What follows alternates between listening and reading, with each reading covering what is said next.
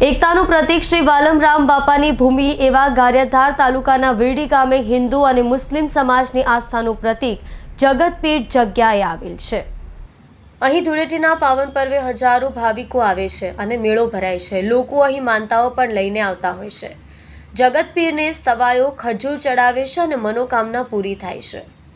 જગતપીર આશ્રમે ધૂળેટીના દિવસે પ્રસાદી રૂપે લોકો ખજૂર આરોગે છે, પરંતુ અહીં બીજા દિવસે એક પણ ખજૂરનો ઠળિયો જોવા મળતો નથી, તેમજ ઉગતો પણ નથી, જેથી ખરા દિલથી પ્રાર્થના કરતા તેમની મનોકામના પૂરી થાય છે। અહીં દર વર્ષે ધૂળેટીના દિવસે શ્રદ્ધાળુ મોટી સંખ્યામાં જગતપીરના દર્શન કરી ધન્યતા અનુભવે છે અને કોમી એકતા કાયમી જોવા મળે છે। અહીં લોકો ધૂળેટીનો પર્વ ધામધૂમથી ઉજવે છે, તેમજ રાત્રે પણ ભોજન અને ભજનનો ભરપૂર આનંદ માણે છે।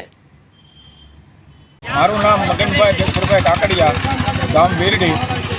દાદાનો વર્ષોથી અહીંયા મેળો થાય છે અને ખજૂર ધરાવાય છે, અહીંની આસ્થા છે અને અમે અહીંયા બાજુના જ ખેતરવાળા છે।